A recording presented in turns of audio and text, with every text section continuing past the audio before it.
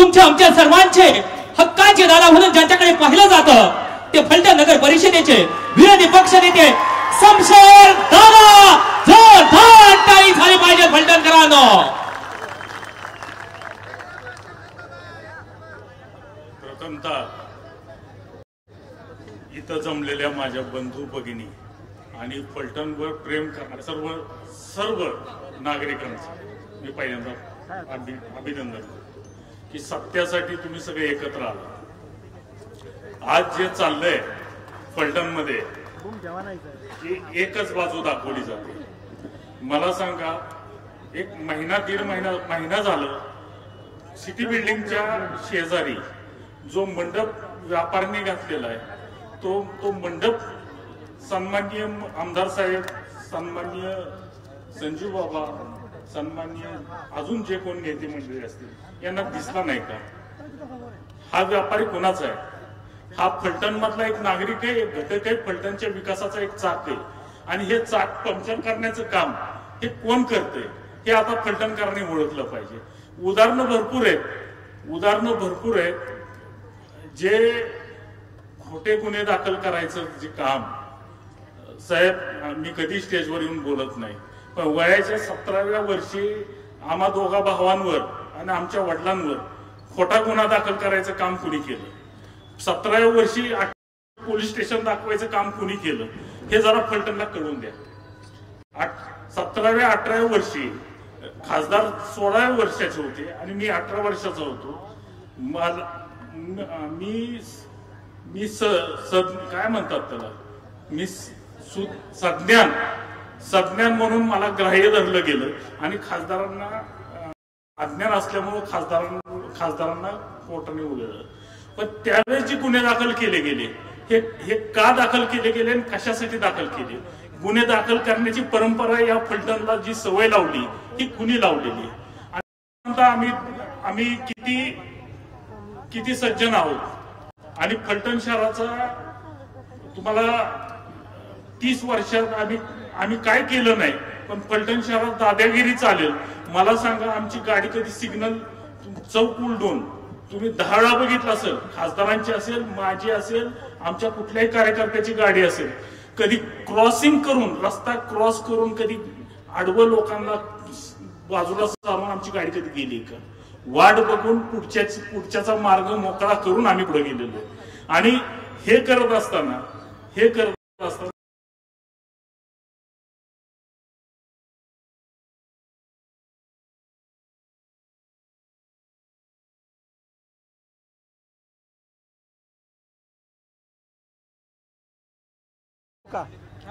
आमच्यावर गुन्हे दाखल झाले असते ना, आणि लोकांवर एक इम्प्रेशन तयार करायचं की हे लोक इथं आल्यानंतर फलटण शहरात गुंडगिरी वाढेल, हे वाढेल.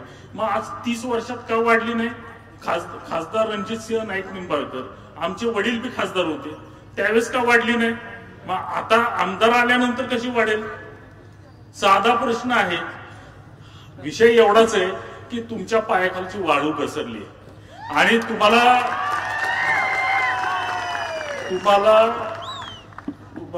फलटण तुम्ही कधी आपलं मानलंच नाही.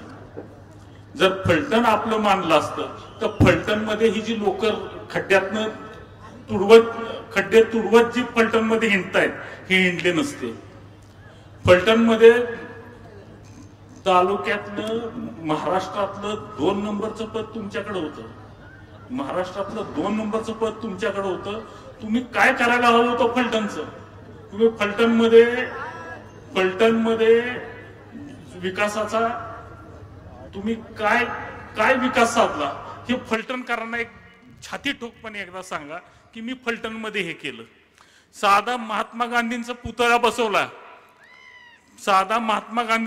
बसवला, 8 माणसं जावा, 4 ते 5 माणसं जावा आणि सहज उचलून तो पुतळा कुणी गाडीत भरून घेऊन जाईल, गाडीत भरून घेऊन जाईल. याला कुठं आधार नाही. छत्रपती शिवाजी वाचनालयाची काय अवस्था आहे?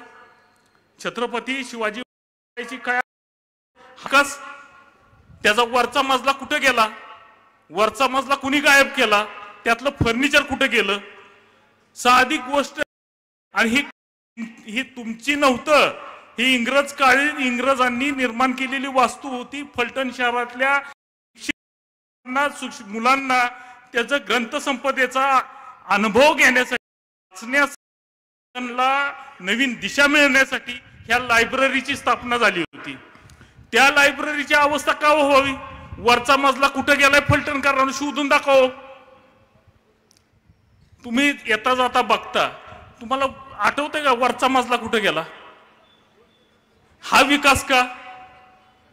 हा विकास का? मग तुम्हाला फलटणचं करायचंय काय? आणि आम्ही, आमची बायका पोरं, आमचे वडील हितच गेले, या फलटणच्या मातीतच गेले. आमचा प्रपंच सगळं हित आहे. तुमचं काय आहे इथं? आमची मुलं तुमच्या शाळेत शिकली, पण फी भरल्या,